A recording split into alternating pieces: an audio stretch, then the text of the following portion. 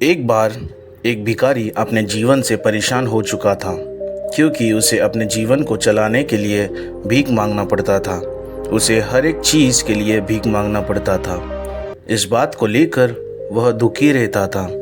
दिन भर यही सोचता कि उसकी जीवन में बदलाव कैसे आएगा। यह सोचकर वह निराश हो जाता है।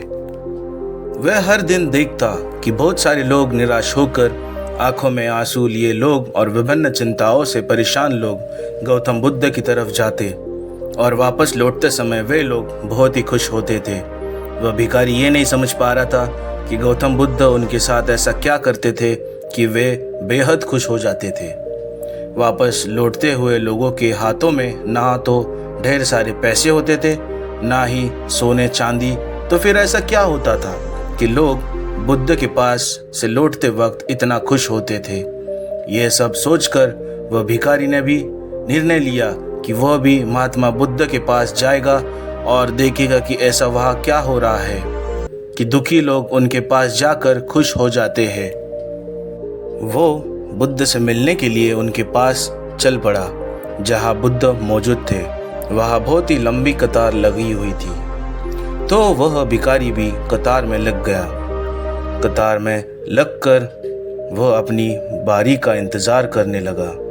देखते ही देखते उसकी बारी आई और उसने बुद्ध से कहा, बुद्ध, मैं बहुत ही गरीब हूँ, मेरे पास कुछ भी नहीं है।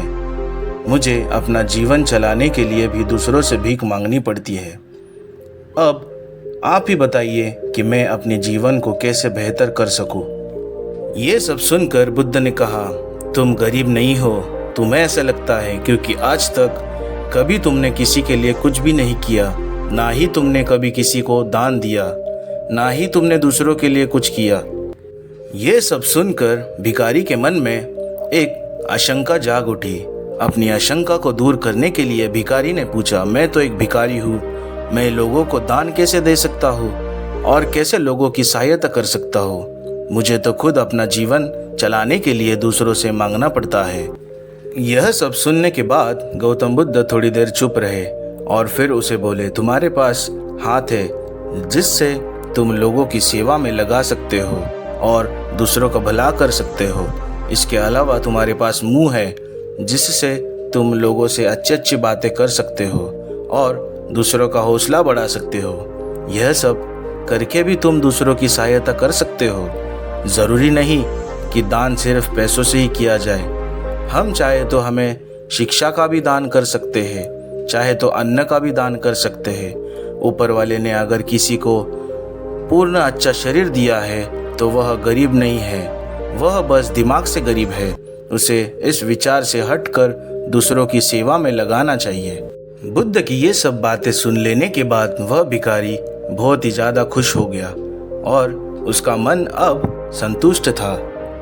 तो दोस्तों, हमें इस कहानी से ये सीख मिलती है कि हम सब इस बात की चिंता में समय बर्बाद करते हैं कि हम गरीब हैं, लेकिन यह सत्य नहीं है। सत्य तो ये है कि जब तक हमारा शरीर पूरी तरह से बेहतर है तो हम उसका उपयोग करके आगे बढ़ सकते हैं और खुद के जीवन को बेहतर बना सकते हैं।